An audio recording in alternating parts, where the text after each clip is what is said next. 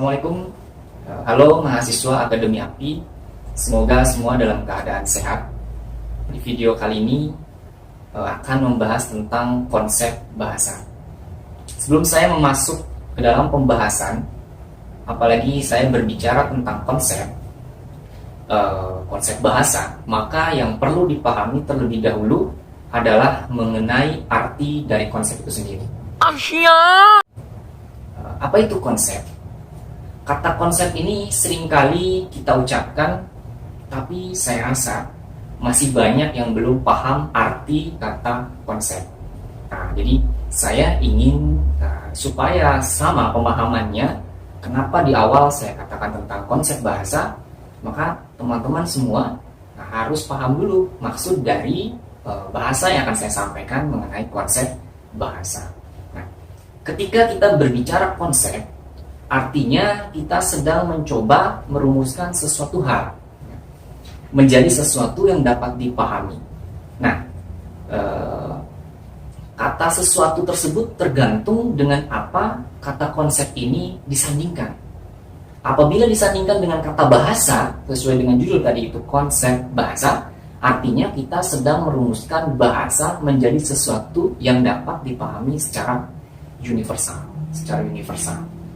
Jadi ketika berbicara bahasa, maka semua orang akan paham, oh ini loh arti bahasa.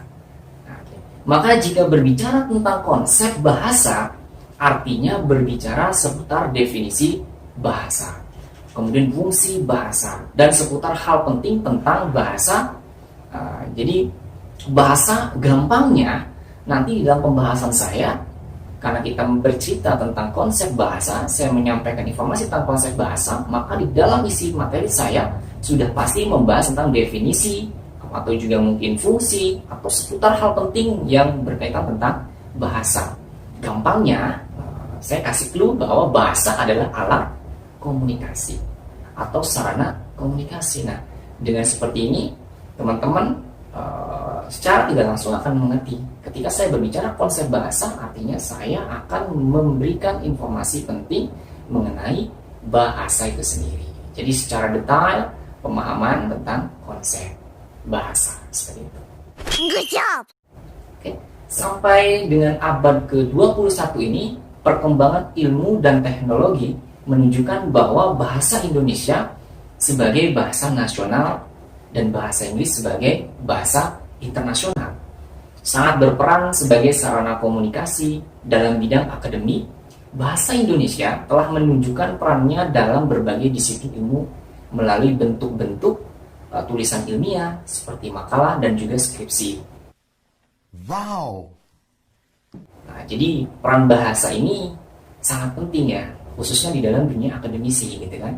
Termasuk juga pada saat teman-teman menyusun suatu karya ilmiah atau makalah atau skripsi, nah itu jelas akan memerlukan peran dari bahasa itu sendiri. Begitu pentingnya bahasa sebagai sarana komunikasi antar anggota masyarakat dalam penyampaian ide dan perasaan secara lisan ataupun tulisan. Nah, konsepsi bahasa tersebut menunjukkan bahwa sistem lambang bunyi dalam tulisan digunakan untuk berkomunikasi dalam masyarakat dan lingkungan akademik. Bahasa yang baik dikembangkan oleh pemakainya berdasarkan kaidah-kaidahnya yang tertera dalam suatu sistem. Nah, maksud dari sistem ini adalah sistem lambang bunyi yang bermakna dapat dipahami dengan baik oleh masyarakat, serta susunan huruf abjadnya dari A sampai dengan Z yang berjumlah 26 huruf akan mampu menghasilkan kata, frase, klausa, dan juga kalimat yang tidak terbatas. Nah, kemudian sistem lambang bahasa ini dibentuk berdasarkan aturan yang bersifat universalnya sehingga dapat sama dengan sistem lambang bahasa lain. Gitu. Unsur dalam sistem lambang tersebut menunjukkan bahwa bahasa itu bersifat unik tentunya, kemudian khas dan juga dapat dipahami oleh masyarakat.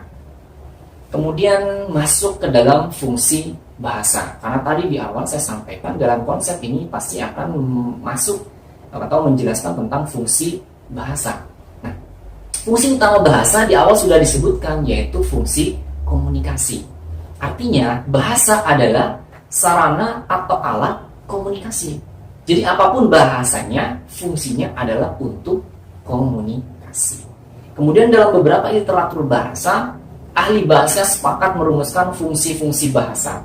Jadi ahli bahasa merumuskan fungsi-fungsi bahasa menjadi 3 poin. 3 poin pentingnya. Yang pertama adalah sebagai ekspresi diri.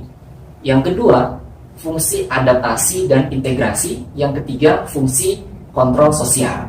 Nah, coba saya akan menyampaikan satu persatu dari masing-masing fungsi tersebut. Yang pertama, fungsi ekspresi diri atau pernyataan ekspresi diri. Jadi fungsi bahasa yang menyatakan sesuatu yang akan disampaikan oleh penulis atau pembicara sebagai eksistensi diri.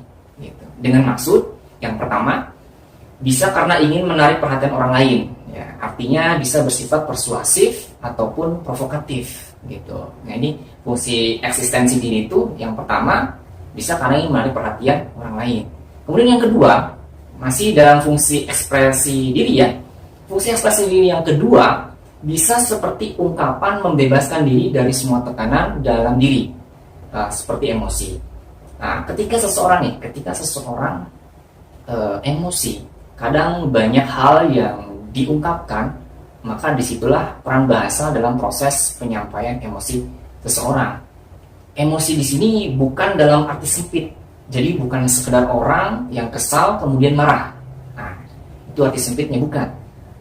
Tapi emosi di sini bisa diartikan kondisi seseorang yang pada saat itu adrenalinnya, gitu ya, sedang tinggi dan ingin mengungkapkan sesuatu hal ya, bisa berbentuk positif ataupun negatif, tergantung bahasa dan susunan kata yang dia gunakan, dan tergantung objek yang memicu dia dalam emosi tersebut.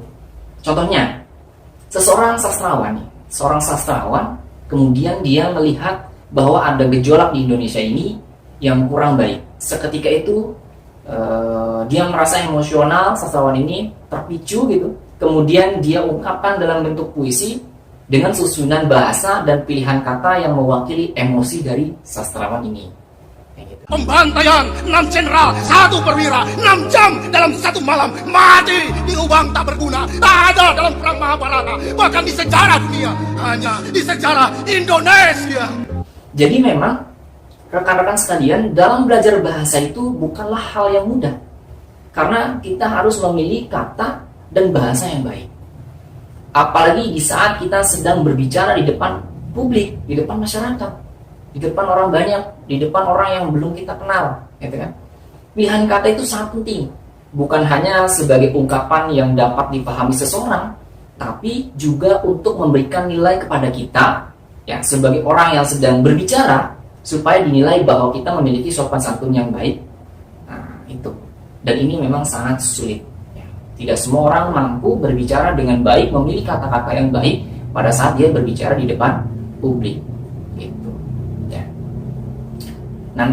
Nanti ke depan di video selanjutnya atau mungkin di pertemuan kita tatap muka atau apa, nanti akan sedikit saya sampaikan bagaimana cara-cara memilih kata-kata yang baik, kata-kata yang nyaman diucapkan, dan si pendengar itu walaupun terkesan kita sedang katakanlah kita sedang mengkritik, tapi orang yang kita kritik tidak merasa tertekan dengan bahasa-bahasa kritikan kita. Nah, nanti itu kita akan pelajari ya, bahasa-bahasa dari pilihan-pilihan kata yang baik, pilihan-pilihan kata yang bagus, pilihan-pilihan kata yang gemuk lah artinya. Jadi pemilihan kata-kata itu penting sekali. Kemudian yang ketiga ya, masih dalam ekspresi diri, melatih diri untuk menyampaikan suatu ide dengan baik.